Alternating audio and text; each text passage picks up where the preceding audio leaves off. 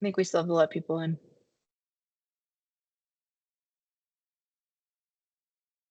Just make sure that everything's good with slides here. I'm going to admit all. Was that good? Cool. Yeah. Thank you.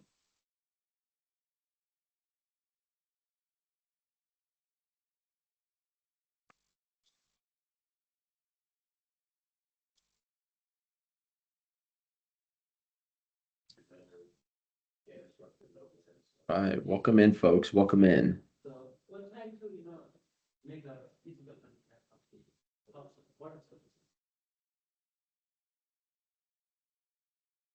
You can see my slides, Mark? I sure can. Yep, everything's good. Okay. Everything looks great. All right, cool. Well, we are about 1 minute over time, so we're going to go ahead and get started. So welcome, everybody. Good afternoon. Thank you so much for joining us today as we present on the Quantum Technologies Award. My name is Esteban Martinez, and I'm joined by my grant administrator partner, Mark Gilboard. We are Senior Economic Development Coordinators with the Technology and Innovation Office, or otherwise known as TIO, within the New Mexico Economic Development Department. We're also joined by some other TIO team members. We have Marasia Cruz. She is our business operations analyst. She keeps our team running on a daily basis. She's going to be sharing any important web links in the chat. She's also going to be monitoring the chat. We also have our TIO director, Nora Meyer-Sackett. She helps guide our statewide innovation strategy, and she keeps our team aligned to the state's long-term economic goals. And Nora is also going to lead our Q&A session, which will happen after this presentation. So you'll have plenty of time to ask our director questions. I want to let everybody know that this meeting is being recorded, and we will be having this recording available on our website and our YouTube channel, probably in about a day or two. So please let everybody in your networks know that if they need this information and weren't able to join us this afternoon, they can always check out our recording. Great. So before we jump into the details of this specific award, I wanted to briefly speak about what the Technology and Innovation Office does and why our office exists. So TIO was created through House Bill 20 last year, and its mission is to connect New Mexico's innovation infrastructure to the commercial market with a focus on deep tech sectors. We are centered around 4 key priority sectors. Now that is advanced computing, aerospace, biosciences, and advanced energy. We encourage startup formation. We love supporting early stage tech companies.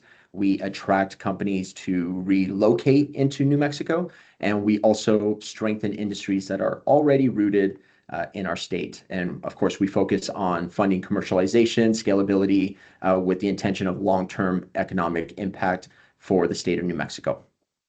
And with that, I'd like to turn it over to my partner, Mark Gilboard. He's going to speak about this specific grant opportunity. So, Mark. Thanks, Esteban. Let's see. The Quantum Technologies Award is a competitive state-funded grant. It's non-dilutive funds, and it's available to any early-stage companies that work in quantum and quantum-enabling technologies.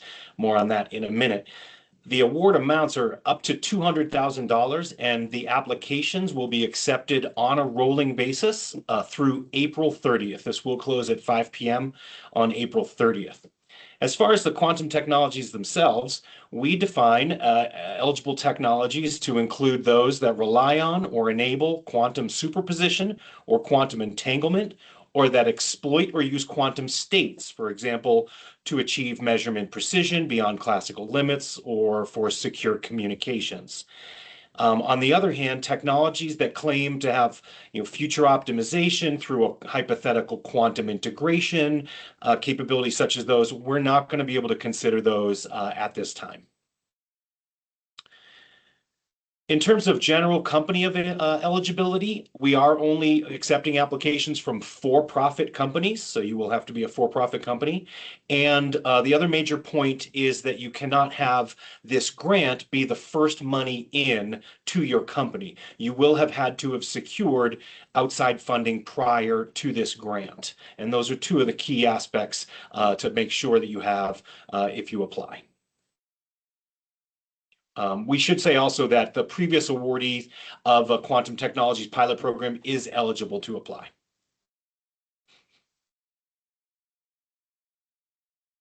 In terms of, I should say this is available to anyone inside or outside of New Mexico. That's somewhat unique, and there is a little difference between eligibility for those that are in New Mexico and those who are not. So please keep that in mind. This slide is a good resource. The main differences are that if you are a company headquartered in New Mexico, then you'd have to provide a letter of good standing from our tax and rev department. And if you are from outside of New Mexico, you'd have to get a similar document from the state in which your company is headquartered.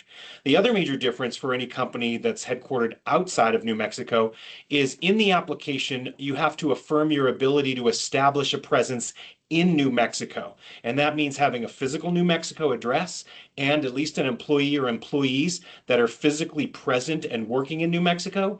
And that is by 6 months after the grant agreement being in place. So that's a key aspect of eligibility for those outside New Mexico.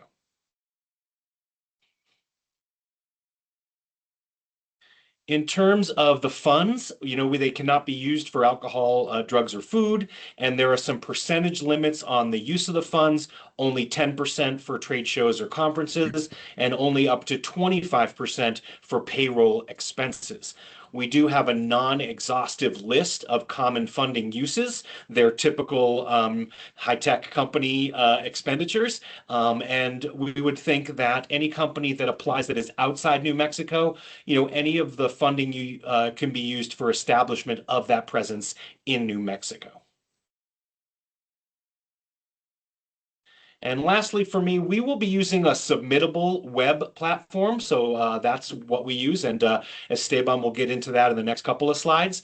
But one of the major things to remember with our application is that we do use a state-specific W-9, and we will need to get that with a wet signature for this to be executed. And there are other requirements like you have for many of your grant applications, pitch deck, grant application narrative, and those kinds of things. And that will all be managed through the submittable web platform. Awesome. Thank you, Mark. So Mark mentioned we're using Submittable, which is new for our office. It just helps streamline a lot of things for applicants and reviewers. So when you go on our website and you click on that Apply Now button, you're going to see this window here, and it has all our currently open grant opportunities through our office. And we might have 3 or 4 by the time you apply. So just want to make sure that you're hitting that Quantum Technologies Award Apply Now button. When you do, you'll either sign in with existing credentials to Submittable. If this is the first time you've ever used Submittable, you're going to be prompted to create a free account. And we would just like you to use, your legal company name, legal company email address, just to, an email address where it's easy to get in contact with you during the grant application process. Once you have your account set up, you'll be able to apply to any of our open grants. Every grant has a quick description just so you can see and make sure that you're applying to the correct grant. And then you also have access to your user account. And I do want to say that with Submittable and having an account, you can actually start a grant application, check out what is going to be needed, save it as a draft, get back with your team, make sure you're getting all those deliverables, and then you can submit at a later time. And lastly, I just wanted to speak a little bit about the technical help that Submittable offers. They have a really great FAQ section, and at any point during the application process, you can click on that question mark icon and get technical help. But at the end of the day, if you need something specific, you can always reach out to Mark or myself. Great. I wanted to quickly speak about the award disbursement process for the Quantum Technologies Award. So we will have an upfront disbursement. So all funds must be invoiced to our office by June 30th. That is the end of our fiscal year. So you're going to give us one invoice for the full amount of the award. Awardees will also be required to have monthly check-ins with Mark and I, and you will also submit quarterly expense reports throughout the life of the grant. This just makes sure helps us monitor your progress. It ensures funds are being used appropriately. In addition, a final report will be due 13 months after the grant agreement is in place. So you'll have 12 months to do the actual work, and then you'll have an extra month to prepare a final report for us. And then, of course, as with all other state grant programs, the state of New Mexico will issue a 1099 tax form to all award recipients of this grant. This is a quick snapshot of our timeline. So we opened up the applications for the QTA award last week on February 26th. As Mark mentioned, we're going to be accepting applications on a rolling basis with a hard deadline of April 30th at 5 p.m. Mountain Time. Now, that is a strict deadline, so don't wait till April 29th to reach out to Mark and I and speak about something going on with your application. Please reach out to us before. We are readily available. We are here to help because late submissions cannot be accepted. After an initial eligibility review, selected finalists may be invited to present either in person or virtually to a review board. Awarded projects, all work must be completed within 12 months, and then you'll have that final month for that final report. So we encourage applicants to build their project plans with this timeline firmly in mind. And lastly, you've already met Mark and I. We are going to be your points of contact during the application process. And if you're awarded funds through this opportunity, we are going to be your points of contact for the next 13 months. You can reach us through our email. You can also reach out to us on a phone call. You need to get a virtual meeting going. We are here to help. We are your champions. So with that, it looks like right on the mark, we are ready for questions because that is why you all came to join us.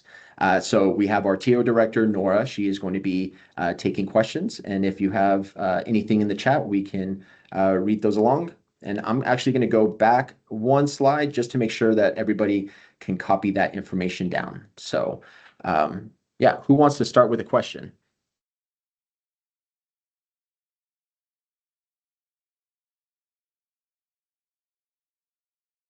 Guess we were just that clear and that good at explaining We were everything. that good. And this will be recorded too. So you might have a question that another applicant in the future might have, and they're watching this webinar. So yeah.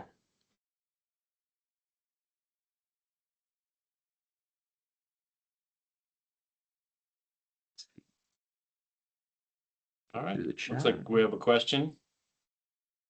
Let me raise their hand there. Dennis, if you'd like to ask.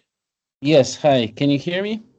Yes. 100%. Yep. Okay, perfect. So I'm a professor at UNM. I'm thinking of launching a startup.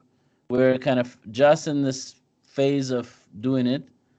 We have raised a little bit of money, but you have this formal requirement to raise external funding. So I wanted to ask about this explicitly. For instance, just one example, obviously with people like myself, we have worked on technology and then, probably obtained federal grants even to develop versions of this technology. And now we are getting ready to possibly spin it out into a company.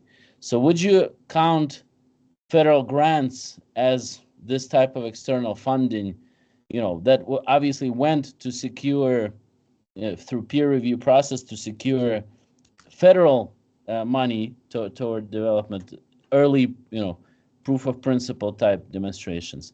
And question number 2 is, I wasn't clear concerning the EIN and all the other designations for the business. Do they have to be kind of fulfilled by April 30th? Or we just have to demonstrate that we are in the process of? Because my understanding is they take several months to get those numbers like EIN registered. Thank you. Yeah, thank you so much for the question. So for your first question, the funding secured, so this grant cannot be first money in. So the company, not solely the technology and the research, the company that is applying for this grant needs to have secured previous funding. And so if anyone is not in that position, then I would encourage you to look at some of our other grants that do not have that requirement. It is a lesser amount, but that do provide grant funding that is eligible for a company that has not received any funding previously. But for this grant, it can't be first money in, and the company that's applying has to have received some other form of funding previously. Your second question is a good question, and I'm trying to remind myself what exactly is in the. If you're a New Mexico company, you should have an EIN. I Yeah, I go can ahead, speak Mark. just a little bit to that. So that you're in this difficult position of where you don't have the company formed yet, but I can tell you that it can take much less than a few months to just form the company. And so, an EIN from the IRS can be done in a day, and then doing the state paperwork for an LLC or other kind of the actual business building, paperwork building can be done in just a matter of weeks. Now, when you have co-founders and different percentages, then you need to get things notarized. So it can drag on with a little bit of lawyer type stuff, but a formation of a company in kind of the strictest, quickest sense can be done in a matter of weeks. Now, I'm still not sure that this is the right opportunity for you, but I just wanted to put that out there that can be done a little more quickly than people think. Yeah, Okay. thank you, Mark. I appreciate that. Yeah, but yes, so great feedback from Mark. But we do want those things to be in place when you submit your application. Right. I understand. Thank you both. Thank you. Thank you very much. Any other questions? Yeah, I have a question. And it's pertaining to previous fund. Excuse my voice. I tend to yell at people a lot. Just kidding. So previous funding, what constitutes previous funding? I mean, if there's already resources available that have already been procured and put together, how do we show previous funding, or is that something that needs to be on one of our, our quarterly taxes that are being reported to the state? I mean, yeah, so you should be able to provide documentation of either non-dilutive grant funding that the company has received or a cap table of dilutive funding and equity shares. Okay, so you're saying that it needs to be grant funding, or it needs to be an outsourced source of income or funding that the company has already received. So not necessarily a source of income, but necessarily investment in the company. Okay, so like what I'm saying is, it's not money that we out of pocket kind of invested into this. Correct. Self-funding does not count as first money in. Okay, and it needs to come from an investor from another business that's actually reporting their investments on the New Mexico TAP.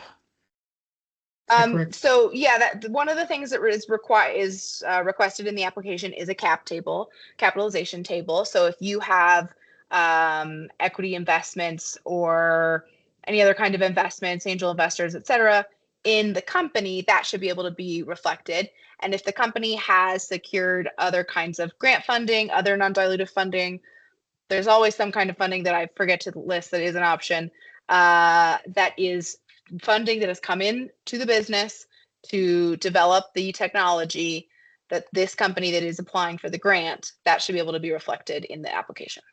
Okay, but is there a specific like ceiling as far as how much money that we've accumulated? No, so accumulated makes me a little nervous because that could be revenue or self-investment, right? But there's not a floor or ceiling associated with that first money in requirement, but this grant cannot be first money into the company. Understood. Thank you.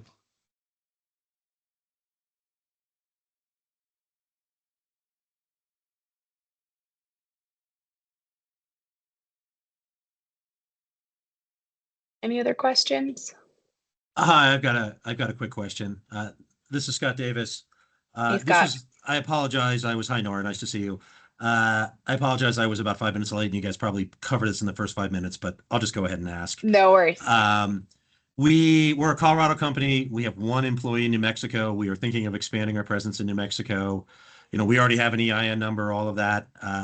I'm assuming this is suitable for expansion. Yes, Yeah. Okay. Good. absolutely.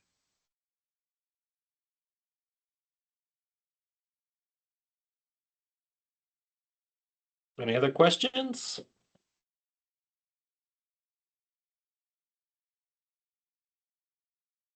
Hello, I'm Sal. Just curious, how many companies were awarded this like in the past year? Yeah, so Past this is years? only the second year of this award. So last year was a pilot program, and one award was made last year to a company called Mesa Quantum, based out of Colorado, to establish operations into New Mexico, which they did successfully. So it's very new grant, very new program. Yeah. Alrighty, thank you. I'm sorry, I'm gonna just ask another question here. No worries. That's what we're Um, here for. Based off the money available, like the total funds for the grant, and say several companies apply for it, but then only a few are chosen. Does that total grant money that is being allotted for this, does that get evenly distributed, or how does that work? So the awards are up to $200,000. So that ceiling doesn't change based on number of applicants.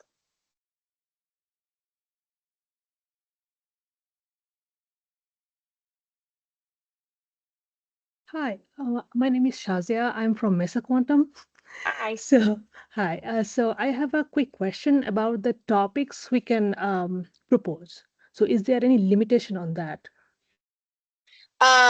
Is there a limitation on that? I would say so long as they fit within our technological scope of technologies that rely on or enable superposition or entanglement in terms of quantum computing, or that exploit quantum mechanics for secure communications or quantum sensing. So long as it's up to you in your application to explain to us how your technology fits into that category. But that is what we are looking for. Thank you. Absolutely.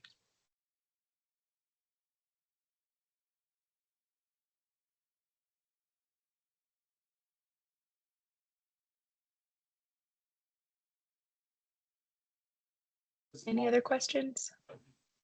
The future government. Okay, I'm just gonna ask one more question, right? Okay. Because it has been kind of like a norm based off of the employees. Does diversity also play a factor into the decision process? I hate to ask it, but I just wanted to know. So you can go ahead and take a look at the application, but there's not a question regarding that in the application.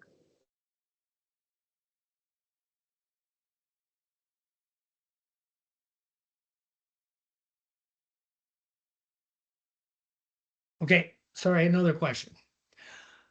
Based off of the previous funding that's already been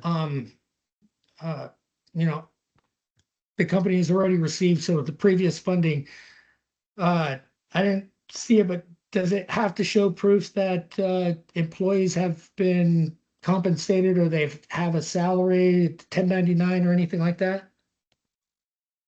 I'm not sure can you restate the question? So it goes back to the previous funding for the company. Part of that, The previous fund, within, like the first money in? yes, yes. So Okay. do we need to show proof that there's a 1099 for the employees that are currently working with the company? So the application asks how many employees you have, and asks, that's sort of a separate documentation. The documentation is required for your cap table or other grants that you've received, but that's separate from employment.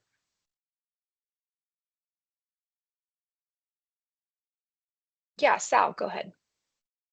Yeah, hi, this is Sal Rodriguez Senior. And the question I have, I just wanted to make sure, it sounds like, after all, applying quantum computing simulators to solve, say, some relevant technical problem, that is also allowed? Applying a quantum computing simulator. So I Yeah. want to be careful. I'm not going to I don't want to have to go through every single person's different technology in this webinar, right? But our guidelines of the kinds of technology that we're looking for are pretty clearly stated, and those are in the grant manual, and you can go look at that as well. But what we are clear on is a technology that does not involve any quantum superpositioning, quantum entanglement, technology that is not being created to enable those elements, or similar physics mechanisms for quantum sensing and quantum networking. We're not considering those. So if someone is creating something that has a potential future connection to quantum computing, that's not what we're looking for in this grant. It's more but I like think hardware. it could be hardware. It's not limited to hardware, but that is certainly likely a large percentage. But I would, again, it's up to the applicant to tell us how what they're proposing fits into what we're looking for. Yeah. Okay, sounds good. Thank you. Absolutely. Dennis, go ahead. Thank you. So I already asked a question about being at the very early stage of the startup. So maybe since this is being recorded and your answer might be relevant to others who are listening, could you please state just maybe a broad overview of the programs that are available at NMEDD for maybe lower phase startups than this current program? And point number two, maybe quickly, I was under the impression that quantum enabling technologies are being considered for this award. Okay, maybe That's okay. correct. Perfect. All right. Good. Nope, Thank good you. question. Yep, that's correct. Technologies that enable quantum computing, quantum communications, quantum networking, et cetera, that are critical components of those are also accepted. For your first question, I'm going to stick on the topic for this webinar, but we're happy to follow up with you afterwards to explore more of the office's resources. We do have other grants and other business navigation resources and supports that we offer, and we will make sure to follow up with you to get you that information. Awesome. Thank you very much.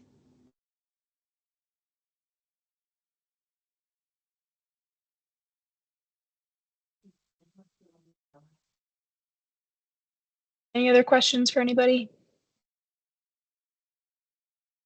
Seems pretty straightforward. Thank you. Thanks, Scott. Yeah, if questions come up as you're doing the application, please feel free to reach out to Mark and Esteban, and we will get you answers. I agree with Scott. I do consider this grant to be one of our pretty straightforward ones, to be honest. And so I appreciate you all joining us, and excited to see what you guys put forward. Thank you. Thank you. Thanks, everybody. Awesome. Thank you all so much. And within a day or two, this recording will be available on our website. And then, of course, reach out to Mark and I if you have any other questions. We're going to shut it down. Thank you all so much. Thanks, Nora. Thanks. Thank you. Thank you. Thanks, Bye, Maria. everybody. Thank you.